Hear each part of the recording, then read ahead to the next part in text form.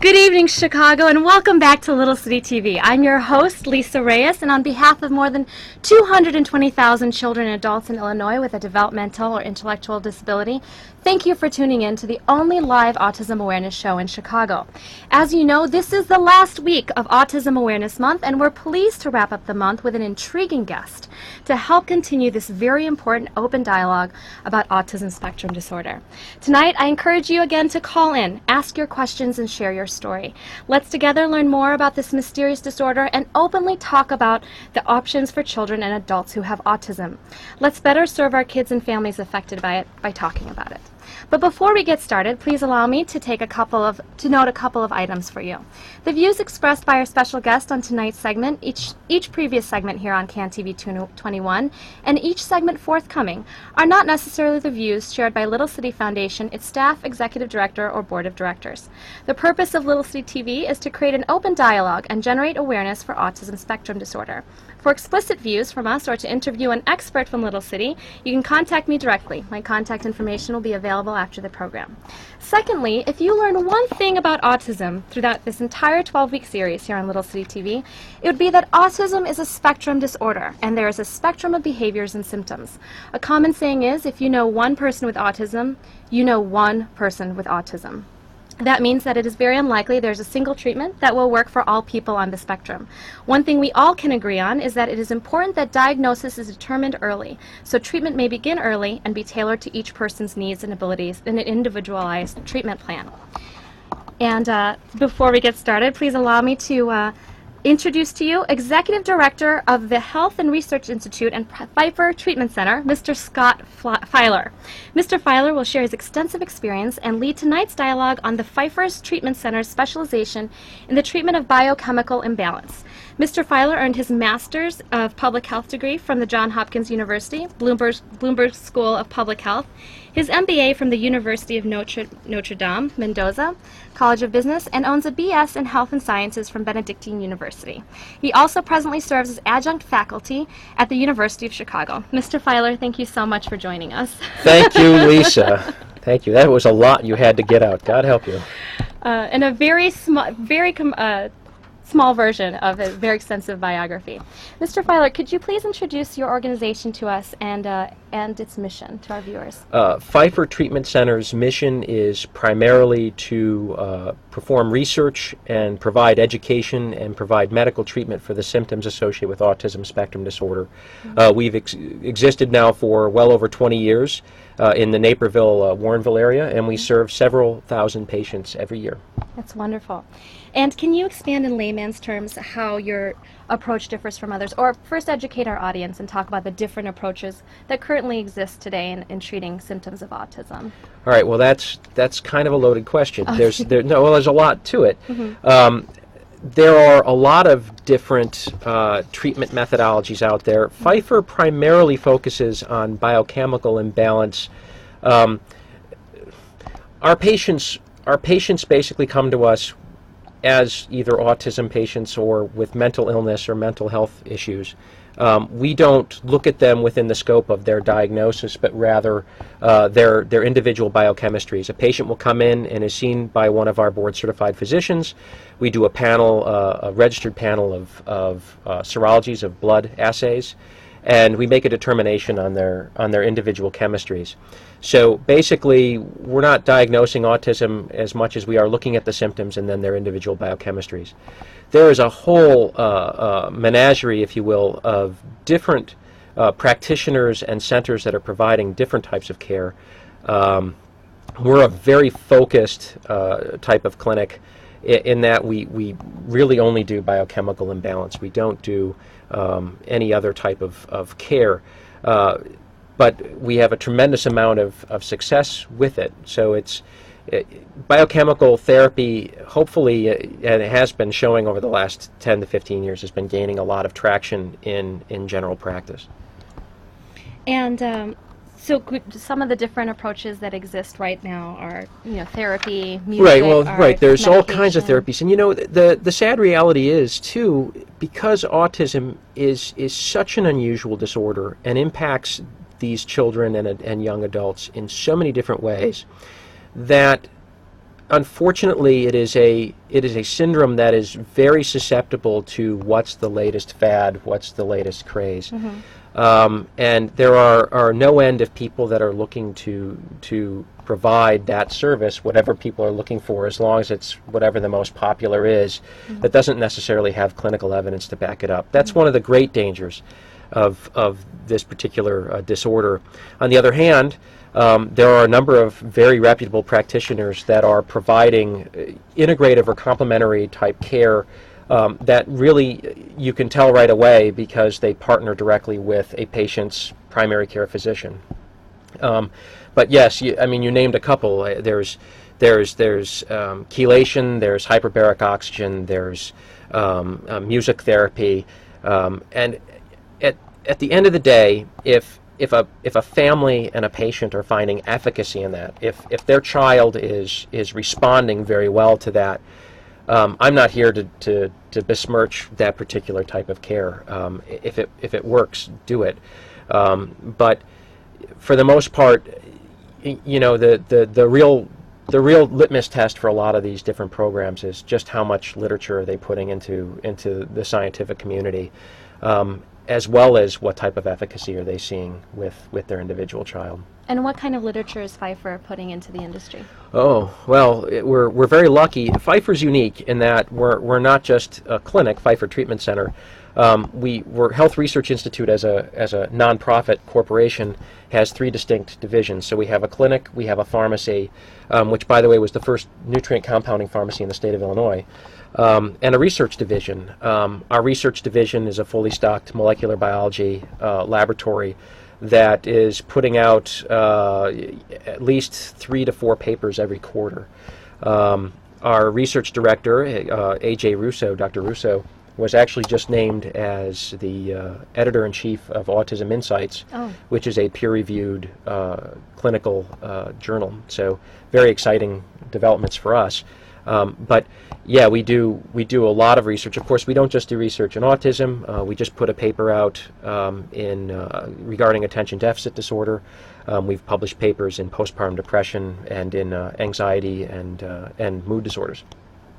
Can you expand it in layman's terms how your approach differs from others, or talk about if it's safer or what the differences are in your approach? Nutrient therapy is always going to have less side effects than the pharmacological approach. It's the nature of the beast. We're using nutrients as opposed to psychiatric drugs. But our approach isn't very different. If you sit a physician down who doesn't practice our type of care, our methodology, if you sit them down and they're kind of confused or curious as to what we do, most of them pretty much get it within about 10 minutes. So what we do is really not a far departure from regular care that's delivered in the city of Chicago. We do an assay on these children, their blood tests that are taken. The results of those blood tests dictate what types of either excessive nutrients they have or where they have nutrients that are in depletion that require some type of intervention. As we spoke earlier before going on air, there really is, thanks to genetic diversity, a great spectrum of difference between, say, even you and I in terms of having an abundance or too little one nutrient or another. Sure. Our patient population tends to be orders of magnitude too little or too many of one particular nutrient. How does that impact the patient? It impacts the patient because many of the nutrients that we're talking about, from copper to zinc to B6, actually impact neurotransmitter production, serotonin, dopamine, and so then people shouldn't be surprised that when you have a child that is chronically B6 deficient, they're not producing enough serotonin. If that's the case, they're going to have a lot of mood difficulties, they're going to have behavioral problems, and when you can actually start to address that deficiency, that's when you start to find that place where that child disappeared to. One of the greatest sadnesses that I think a parent can face, and I'm speaking as a parent now as opposed to the executive director of Pfeiffer, or on behalf of our patients. I have two children that are disabled, so I've got an interesting mix. My eldest son has Down syndrome. My daughter has Asperger's, and she's doing wonderfully, by the way. When you have a child with Down syndrome, you're very, very lucky, in part, if you're going to have a child with a disability, in part because his disability is written on his face. Within a week of life, you know that he's disabled. And the world around him knows he's disabled.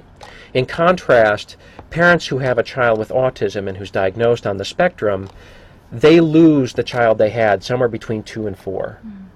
And so one of the greatest things we see in our therapeutic approach, and by no means we're not a cure for autism. We treat the symptoms of the neurological dysfunction associated with these biochemical imbalances, not to be overly complicated.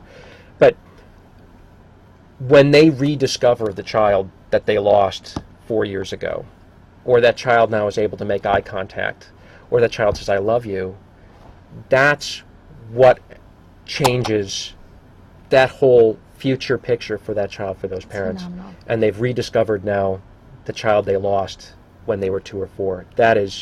It's very rewarding. It's very exciting to see. That is quite intriguing. So it looks like we have our first caller on the line. Caller, go ahead. You're on the air. Hi. I heard the host say earlier that if you know one person with autism, you really only know one person with autism. So it seems like there are different forms of autism, that obviously have different causes and would probably then have different treatments. And Mr. Pfeiffer, I'm wondering if you've had any patients with autism that you weren't able to help, and if so, what would be the next course of action for somebody like that? That's a phenomenal question. I was expecting coming on tonight that somebody was going to call and say, well, what's your rate of success? I would venture to say our rate of success is nearly 95%, but I temper that. Success is determined by mom and dad and that child, because from that whole spectrum, we may get a child to no longer hit their head on the floor, for an example, or make eye contact and be amenable to behavioral intervention. On the other side, we'll have somebody who is just as impacted by autism, but that child now no longer has an IEP. And IEP, right, in an individual education program at a school district, they tailor the education process each year for a child. So each child who has a registered disability, say in the state of Illinois, has an IEP, and I'm sure the caller is familiar with it. And you see the full gambit. So when I say success is measured by what the expectations of the parents were, and at the same time also measured by what the capacity of that child was to be impacted by the nutrient therapy that we were providing. So you're quite right that there's a tremendous range of how the efficacy works. So that 5% where something doesn't work, or the nutrient therapy is not as effective, or the measures by which mom and dad set success weren't really hit in that care model. Are you asking me to recommend a particular other option? I'm loath to recommend anything other than just do your research and figure out what's going to best. I know I'm skirting that question. I'm so fearful to recommend another course of action for you to go with, because I know what we do, and to be blunt, I'm just not that familiar with the other types of care delivery. There is chelation, there's hyperbaric oxygen, there's even simply changing your child's diet. If you can get your child to go gluten and casein free, some parents have a tremendous amount of success with that, and no nutrients were needed. You've basically stopped what is called their leaky gut syndrome, and they're able now to digest nutrients all on their own and metabolize them. So I'm sorry if I'm skirting your question. I feel awful about that. No, but I think you did great. I think that answered her question perfectly. Okay, I hope so. I'm sorry, caller. I'll call me later. I'll try to come up with something else. Scott, could you tell us why you think, in your own opinion, there's so much controversy around different approaches? Well, like I said before, like autism as a spectrum being a spectrum, there are kids. My daughter is not that badly impacted by the spectrum. So, it was easy to treat her, and it was easy to see success. Could you tell us that story? How you? Well, she is on a regimen of B6 and zinc and magnesium, and I'm not going to go into her doses. That's immaterial, but she went from heading in the direction of an IEP with her school. No peer. Our biggest problem was our daughter is a very sharp young lady. She's very, very smart. She was having trouble with peer relationships, and that's where you really saw the difficulty she was having. She now has peer relationships, and ironically, she was smart before. Now academically, she's excelling. She's the top of her class for spelling, and she even gets those goofy bonus words. I was telling you earlier, like habitat and skeleton. I don't know. When I was in third grade, by golly, I didn't know how to spell habitat. I'm lucky I knew how to spell my name. So she's doing remarkably well. But you asked, why is there controversy? Because there's so much room for people to, so many fads show up, and I see so many moms and dads, and they're just going from one thing to a next. Find what works for your child. Stick with it. Because you're only going to see efficacy if you are committed to whatever process you're doing for your child. And if that's nutrient therapy, great. If it's behavioral intervention, great. If you have a general practitioner, a pediatrician who's really on top of this and has already gotten you going gluten-free and is providing your basic guidance and care, follow it. Follow what it, but at the end of the day, you have to stick with it. You're not going to see remarkable 24-hour changes. That having been said, it's not uncommon for our children on the spectrum. Usually within 3 to 6 months, parents will see a marked difference. Our children with attention deficit disorder, that's kind of more interesting, and that's another whole conversation in of itself. But what they will do is the changes will be so subtle and so discreet that it's not uncommon for me to hear a parent say, summertime came and we stopped the nutrients. Junior just seemed okay and it was all right. And then 2 weeks after Junior's no longer on the nutrients, they're calling, clamoring, saying, we need another appointment. We want to be back on the nutrients. It was working. We're sold. We get it. So autism is a little bit more specific. It's a little bit more clear when something's working and when something's not. And the other thing is, too, the process of nutrient therapy, whether or not it's from Pfeiffer Treatment Center, because there's a number of clinics throughout the country that do what we do, not as well, but they do it. You'll have somebody that kind of gets going on it, and they'll stop after 6 months because they're not seeing anything, and you need to push through a barrier of creating these neurotransmitters that weren't being created on a scale that they should have been. Mm-hmm. It's just a process of, it does take time, it takes patience, and just like having a child with autism, all of it requires patience. Right. All of it requires an understanding that this is a healing process. Right. And I'll add one last thing to that, and that is, you don't have a child with special needs in a vacuum. It impacts the entire family. So my recommendation is to anybody seeking help who's just had a child diagnosed on the spectrum, find a facility, find an organization, find a clinic, find a practitioner that views you as a family as a whole, as opposed to a single patient with symptoms. Because what you can do to bring that child and that entire family unit through this process is what's going to win the day. It's not going to be a sole victory on the part of that child on the spectrum. It's going to be mom and dad that literally are trying to get your 4-year-old to take pills. If you can't, you're breaking them up and you're putting them in applesauce. You're trying all kinds of things. It's your fight as much as it is theirs. Don't quit. Don't quit. That's excellent. This leads me to my next question. Perfect segue. Could you share a recent success story of one of your patients? It was funny. I knew you were going to ask me that. And we've got probably Pfeiffer Treatment Center. I'm going out on a limb, ladies and gentlemen, in TV land. We have the best nurses in clinical medicine in the United States. How many medical professionals do you have, nurses and doctors at Pfeiffer? Oh, that's a great question. I should know that as executive director. No, Sorry. thanks. You put me on the spot. Sorry. No, I mean, we've got a clinical staff of around 25. We have a pharmacy staff of about 20, and then we have ancillary staff, which includes people like me, of That's about 5 great. people. So yeah, So we you have the 50 best people together. nurses. We have the finest nurses in all clinical medicine, and they're going to see this video, and they're hopefully they're going to be happy with me. But I'm not doing it to butter them up. They really are fantastic. So I sent an email out to them saying, they're going to ask me, what's your success story? Tell me something. And I'm like, I don't see these patients. You guys do.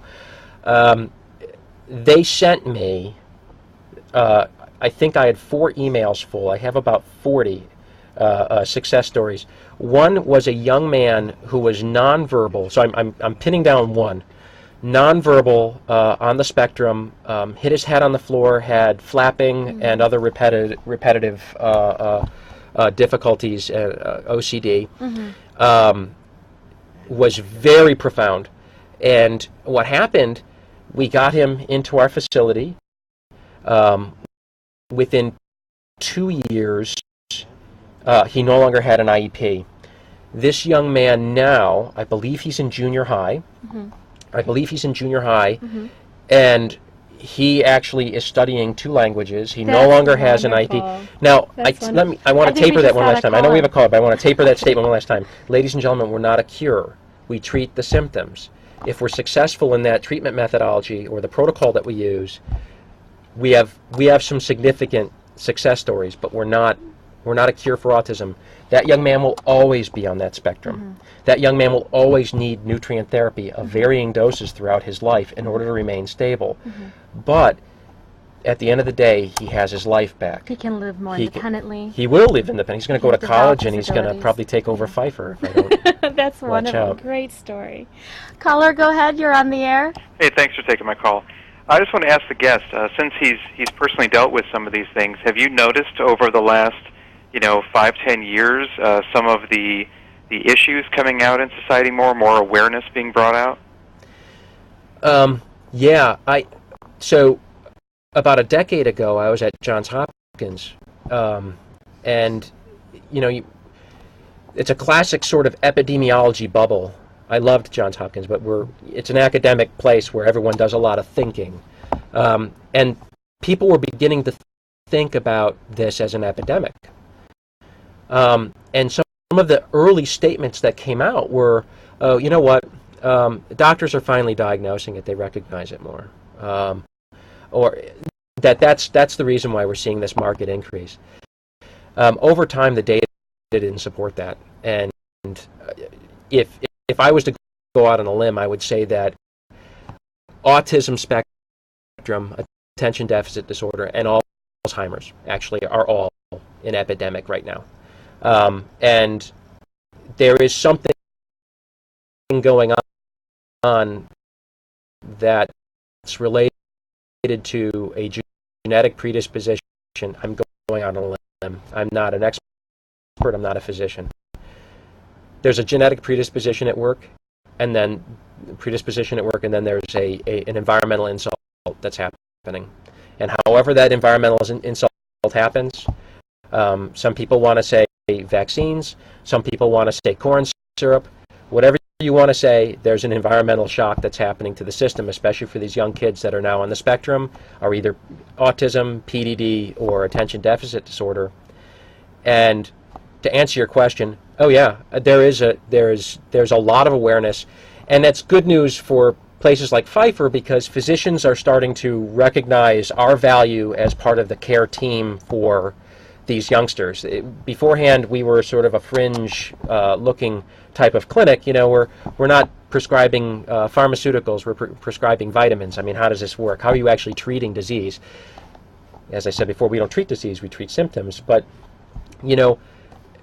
there is a definite awareness that's happening. There is a shift now in general medicine. And Pfeiffer really is at the cutting edge because we've been doing this for 20 years. We really know our business. That's great.